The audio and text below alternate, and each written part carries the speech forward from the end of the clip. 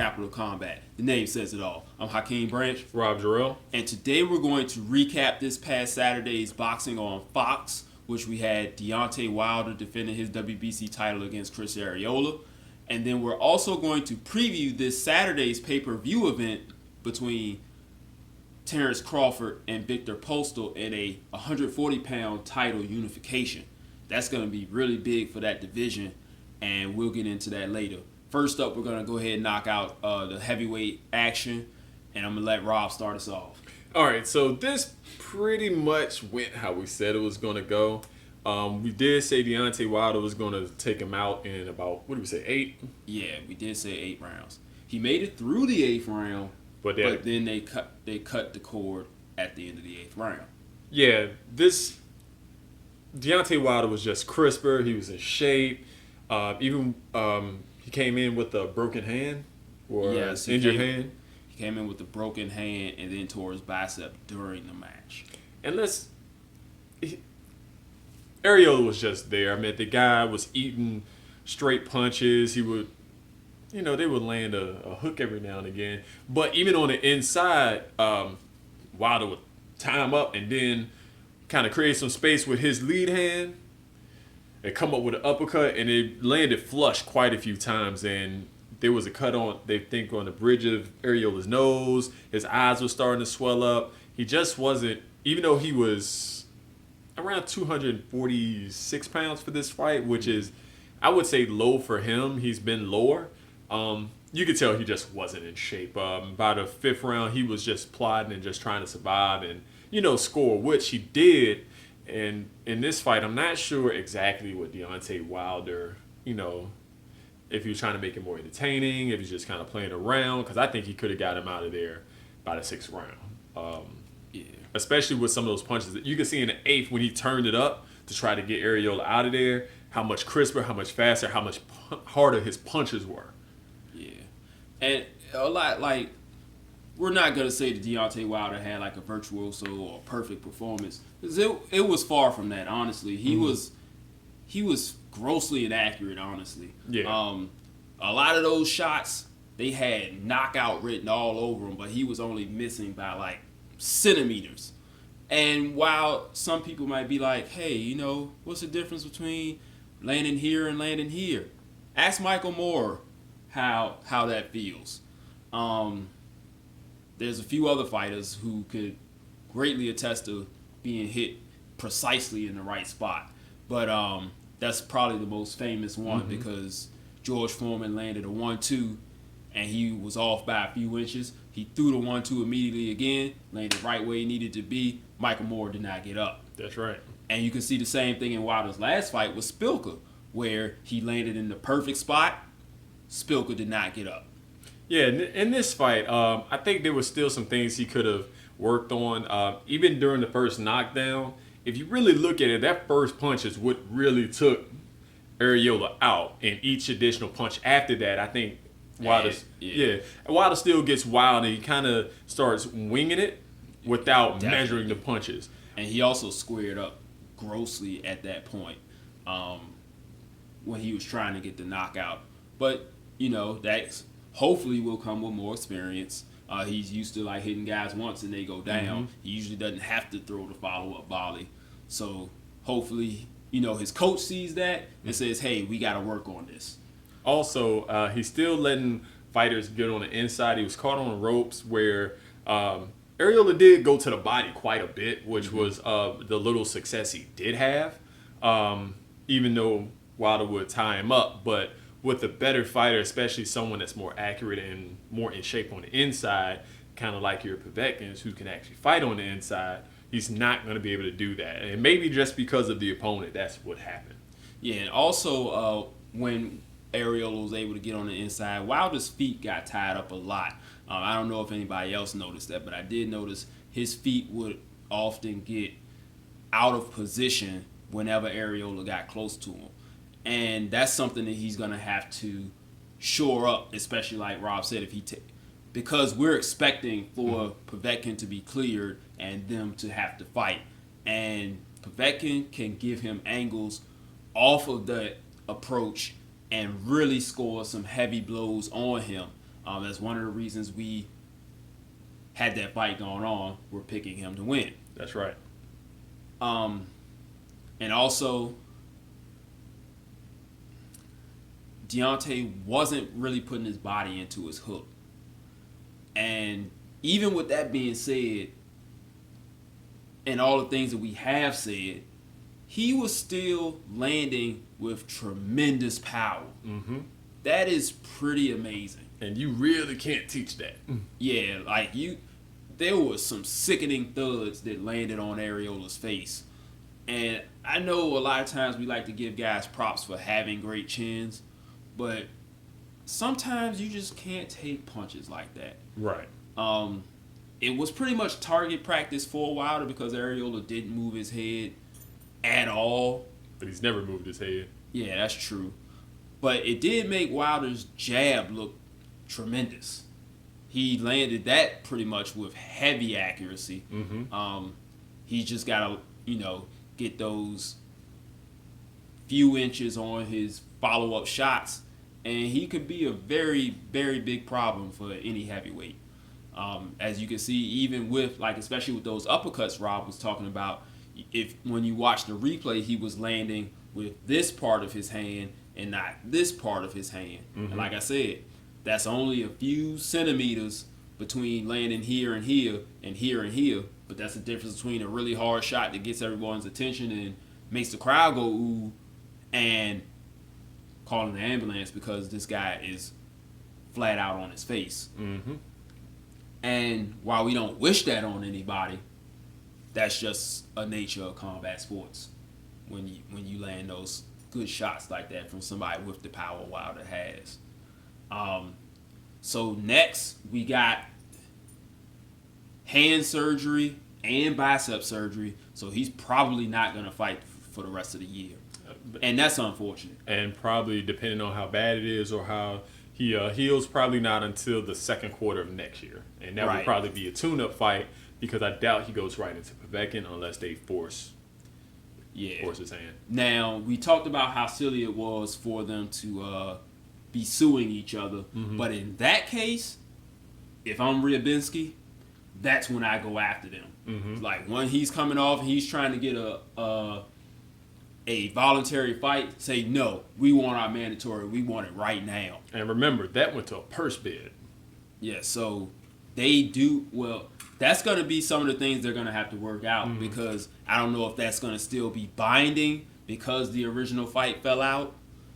And that's that's kind of the frustrating part of the sport that really we can't do anything about because that is how they make their money, how they feed their kids, and how they put on more matches for us to enjoy.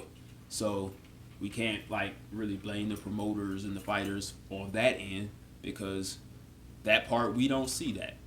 So we have to wait until all of that. We have to wait for the WBC to clear them, clear Povetkin, which we are assuming he will be. Mm-hmm. We have to wait for their ruling on how the fight is going.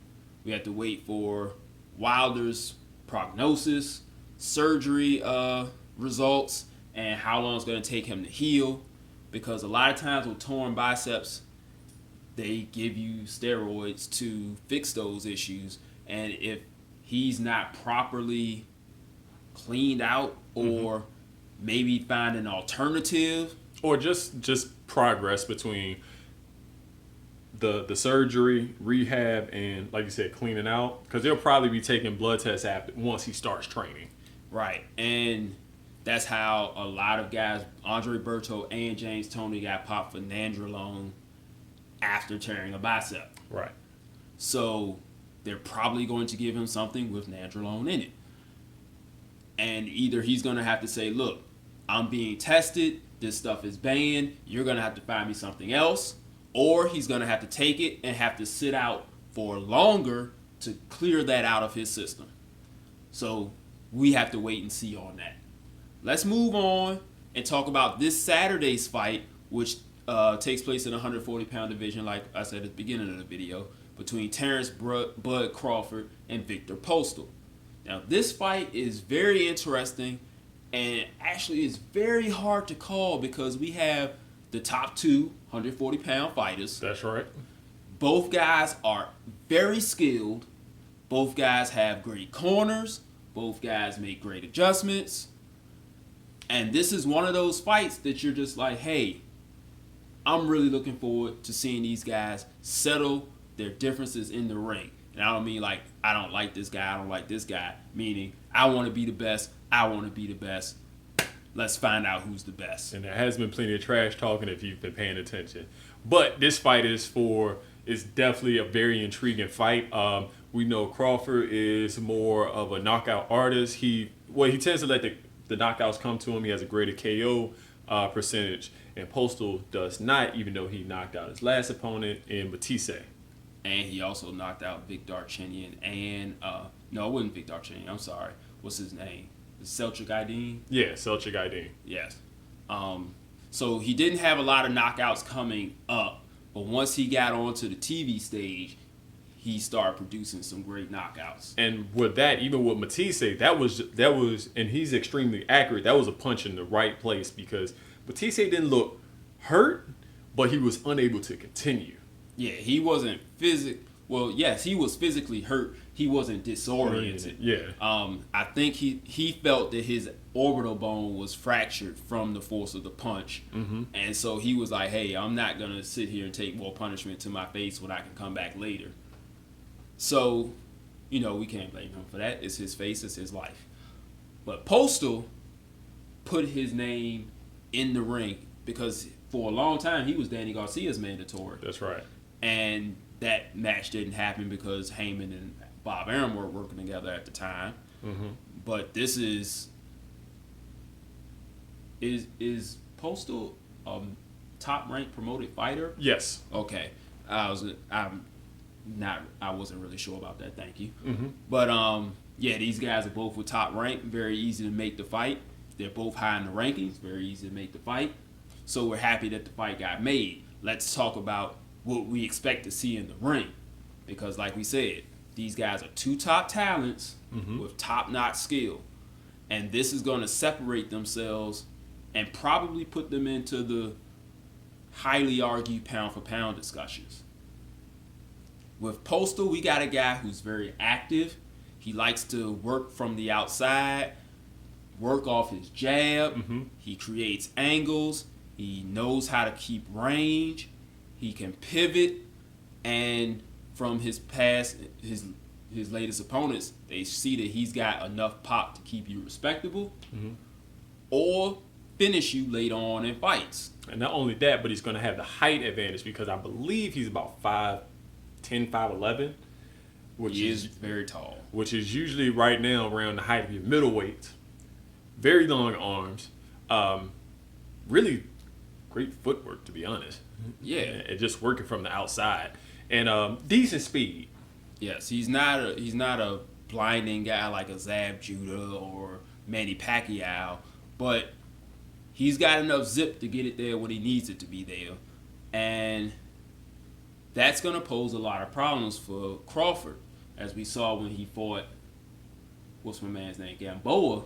Gamboa, even though he's got pretty fast hands, he was able to land very similarly on Crawford. What's the Thomas Delorme? Same thing. He was able to use his decent speed to get to Crawford early. Even with Hank Lundy, who's got pretty decent speed as well, you can see at the beginning of the fight, he was active.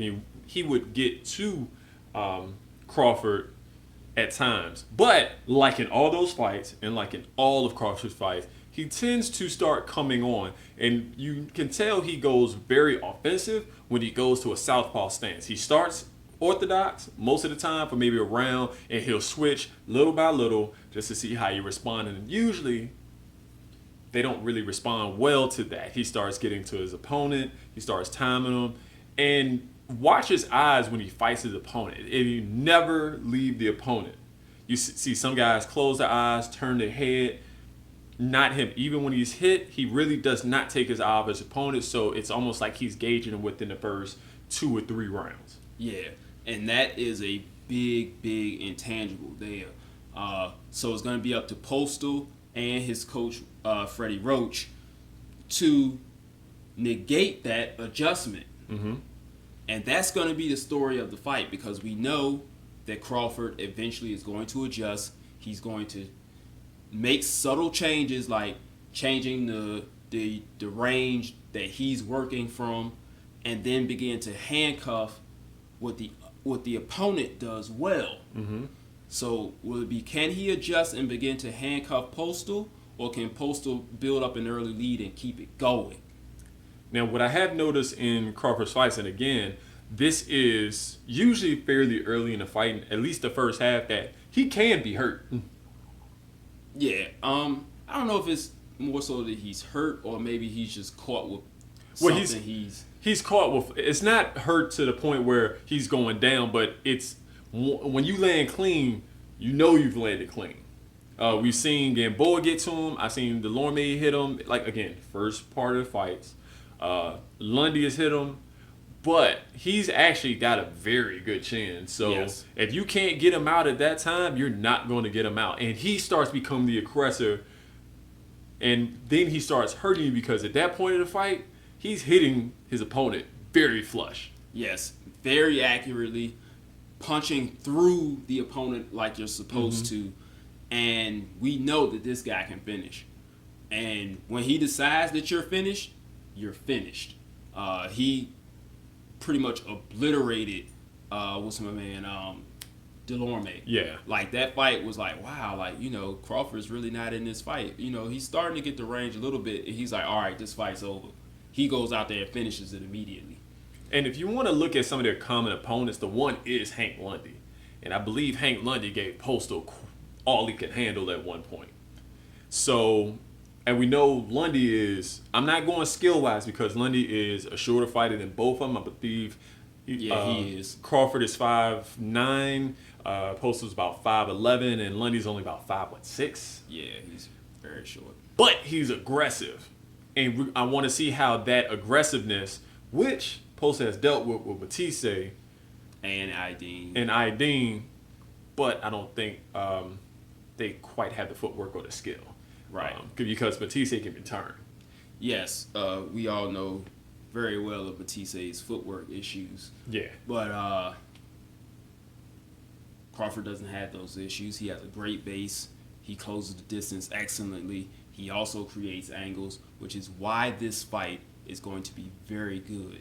This is it's probably not going to be Porter Thurman type or Salido Vargas type, but this is going to be a high-level chess match between two very intelligent boxers showing off the greatness of the sweet science. Now, don't get me wrong, that stuff is the sweet science as well with Vargas and Salido and Thurman and Porter. But this is what a lot of people, when they think of the term boxing, this is what they think of. Two guys that are establishing range, using their jabs, working off the jabs, firing counters, creating angles. You're going to see all of that. And it's going to be little subtle things that you're going to have to look for, like where they're positioning their feet, how they're throwing their jabs. They know how to put different speeds on their jabs. They know how to vary up their power punches as well, something that we didn't see from Porter and Thurman. Right. They know how to change their tempo. They know how to feint. They know how to set traps. And that's why this one is going to be good. This is going to be a thinking man's fight. It's going to be very close. Yes, I think it's going to be 7-5 either way, whoever wins. And if somebody can really put a stamp on it and be wider than that or cause a stoppage, that guy's definitely in that pound-for-pound argument. Oh yeah, they're going straight to the top 10. They'll be the official man at 140. Yes. And we'll see who else after that steps up to the plate. I'm going to take Crawford by some margin in a decision. Possibly controversial, but like you said, a 7-5. But I also think he can get a late round stoppage, a late fight stoppage. I haven't even seen Postol be in that kind of trouble. So like I said, if he does, that is a huge feather in Crawford's cap. I do also believe that Crawford can take it in a close, like I said, a close fight. where those adjustments will, and the harder punches will come from him as well. So that is what's going to carry him in those rounds. He lands a lot cleaner and he lands a lot harder. So when you got a guy that's very accurate against a guy that is very accurate and hits harder, that guy usually wins. And that's why I'm going with Crawford. That's all we got for you today. Yep. Make sure you like this video. If you have not done so yet, subscribe so you can catch the recaps, technical toolbox, and everything we have to offer. All of our social network platforms are down at the bottom as well and at the end of the video. So we'll see you guys in the next video. Peace. This is round one and you've already lost. They don't seem to see that everything we've done is coming and cost. My fists are on fire, I perform till I perspire. My demons are in a rage, keep thinking that it's a game. I kick crime, hurricane, I told them I don't play, I'm liquid. Black Street Fighter.